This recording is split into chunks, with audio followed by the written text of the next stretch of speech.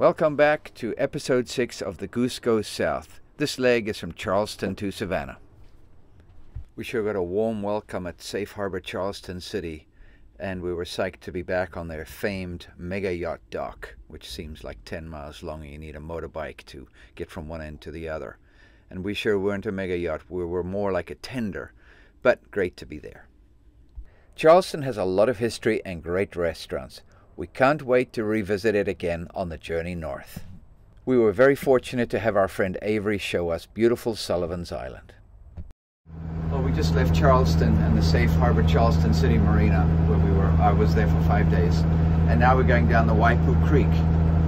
3 knots of current here, so I'm only doing 3.8 over the bottom and heading over onto the Stono River. Back on the road again, and the familiar red on the right and green on the left markings of the ICW. It was very quiet. Most of the traffic had already gone south, so we had the place to ourselves. Our next stop was Bennett's Point and Mosquito Creek. This had been recommended to us as being a nice, peaceful, quiet, out-of-the-way anchorage. Well, here we are on the Mosquito River. We got a pound of shrimp for $9. You can't even buy newspaper for that. And what a great place. It's beautiful here. It's quiet. No sunshine, but it's very cool, peaceful. Happy Thanksgiving from the Goose. Hello. In South Carolina. Happy Turkey Day. We're at Bennett's Point, which is a little small, itty-bitty little fishing town here in the boonies of South Carolina. We had shrimp last night. We bought local shrimp and Tenley cooked it up. We had a feast. Adios. There was no sun when we arrived, but the next morning I awoke to a beautiful sunrise, and here's a couple of pictures of the local area. Turkey vultures circling around on top of us, plus a lone ibis off to the feeding grounds. It was time to hoist the anchor and head on out and down the Mosquito Creek. Luckily we didn't experience any mosquitoes. Tide was high, so we had it with us, and what a beautiful, peaceful place to spend the night on the hook. Our next stop was Safe Harbor Port Royal in Beaufort, South Carolina. I'll tell you one thing you learn to deal with when you do the ICW in these parts of North and South Carolina is current. Docking and getting onto the fuel dock and so on. You learn to maneuver when at times is 3 knots of current. Here we are in Beaufort, South Carolina after a few days of miserable rain and gray. Sun's out and we're exploring the point section of Beaufort, the old colonial homes, and of course they're looking over the marsh and the intercoastal. We met Pat and Mike on the dock in Beaufort, and Pat immediately suggested she show us the historical scenes and some beautiful sights to photograph in Beaufort. It worked out perfectly.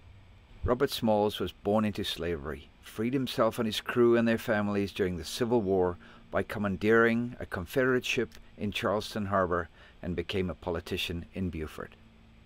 2 northern white women came to assist the freed blacks in the area to establish the Penn School here in 1862.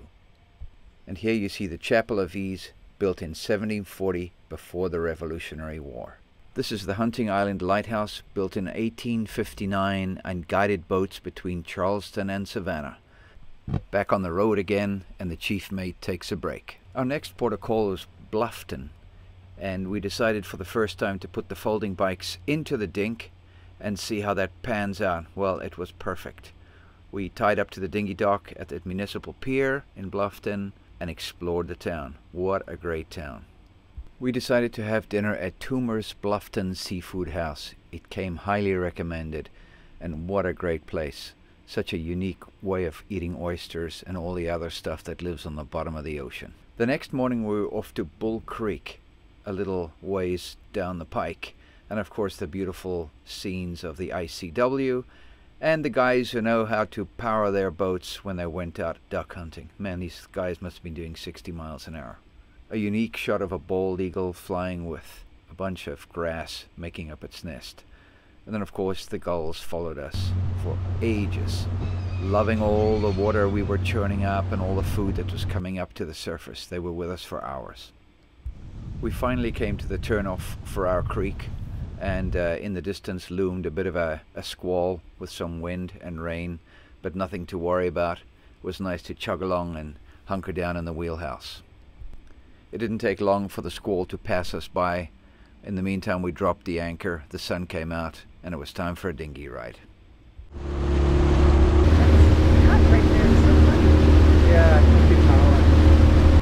It's always fun to take the dink and go up the creek and see what one can find.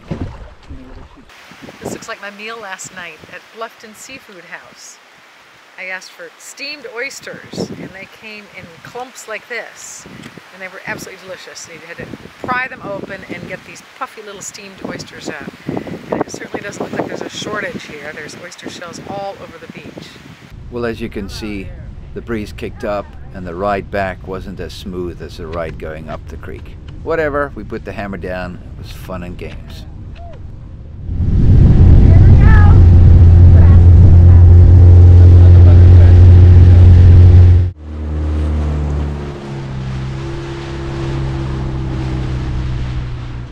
So we're on our way to Savannah. We are 10 miles from Savannah. We're going to tie the boat up for a month, for the month of December. We're going to do some travel at home and Christmas holidays, and I'm going to sort of take a break, get some editing caught up, so I'll show you more about what we've been doing in the videos. But yeah, it's sort of bittersweet. You know, I've had a fantastic 54 days on the boat, really love it. And we've come a long way. We're 2/3 of the way down there to Florida. So, any case, we'll see you in Savannah. Well, here we are at Safe Harbor Bahia Blue in Thunderbolt, Georgia. Just a 15-minute ride from downtown Savannah. And it was kind of sad to say goodbye, but I knew that Snow Goose was in a safe spot and she'd be taken care of here by the Safe Harbor guys. Stay in touch and keep an eye out on our YouTube channel when we continue our journey south in January of 2023.